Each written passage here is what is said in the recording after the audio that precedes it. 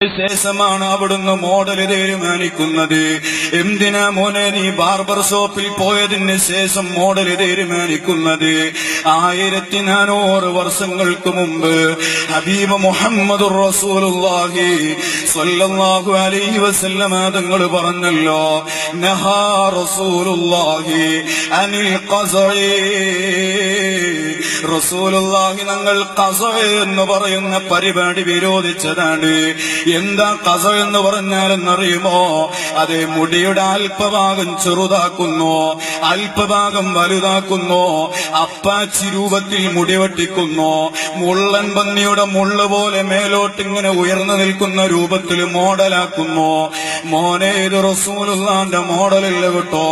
സാന്ദർഭികമായി ഞാൻ എന്റെ ശബ്ദം ശ്രവിക്കുന്ന ഉമ്മമാരോട്, സഹോദരിമാരോട്, അതേ, ആഴ്ചകളിൽ 1-2 തവണ ബ്യൂട്ടി പാർലറുകൾ കയറിയിറങ്ങുന്ന ഉമ്മമാരില്ലേ, സഹോദരിമാരില്ലേ, മോളെ, നിന്റെ ഭർത്താവിന്റെ മുന്നിൽ നീ സൗന്ദര്യം പ്രകടിപ്പിക്കാൻ ഏത് രൂപത്തിലും നീ സൗന്ദര്യം ഉപയോഗിച്ചോ. പക്ഷേ ഏത് പാർലറുകളിലേക്ക് നീ കടന്നു ചെല്ലുകയാണെങ്കിലോ അവിടെയും നമ്മുടെ നേതാവിന് പറയാനുള്ളത് അംഗീകരിക്കണോ. മോളെ, നീ നിന്റെ പിരികം പ്ലഗ് ചെയ്യുന്ന പരിപാടിയില്ലേ, അത് റസൂലുള്ളാഹിക്ക് ഇഷ്ടമില്ലാത്ത പരിപാടിയല്ലേ, അത് റസൂലുള്ളാഹിക്ക് വലിയ ദേഷ്യമുള്ള പരിപാടിയല്ലേ, റസൂലുള്ളാഹി നിങ്ങളെ ഹറാമാണെന്ന് പഠിപ്പിച്ചതല്ലേ പിരികം പ്ലഗ് ചെയ്യുന്നത്.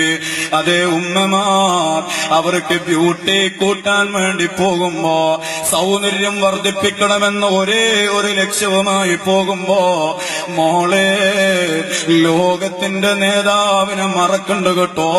അതേ, ബ്യൂട്ടി പാർലറിൽ നിന്ന് ഇറങ്ങി വരുമ്പോ, അല്ലെങ്കിൽ ബാർബർ ഷോപ്പിൽ നിന്ന് മുടി മോഡൽ വൽക്കരിച്ച് ഇറങ്ങിപ്പോരുമ്പോ, അത് ഏതെങ്കിലും വണ്ടി വന്ന് നിന്നെ തട്ടി നീ ആക്സിഡന്റിലങ്ങ് മരണപ്പെട്ടു പോയാൽ, മോളെ, നിന്നെ ആളുകൾ കുളിപ്പിക്കൂലേ?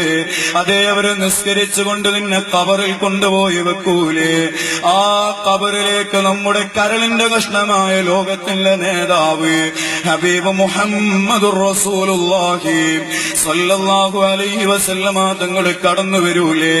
റസൂലുള്ള എന്റെയും നിങ്ങളുടെയും ഖബറിലേക്ക് വരുമ്പോ റസൂലുള്ളാഹിക്ക് പൊരുത്തമില്ലാത്ത രൂപത്തിലാണോ മോനെ നിന്റെ മുടിയുള്ളത്? മോളെ, നിന്റെ പിരികമുള്ളത് റസൂലുള്ള വിരോധിച്ച രൂപത്തിലാണോ? അവിടെ റസൂലുള്ളാഹിക്ക് സന്തോഷമുണ്ടാകുമോ? റസൂലുള്ള നമ്മെ തൃപ്തിപ്പെടുമോ? റസൂലുള്ള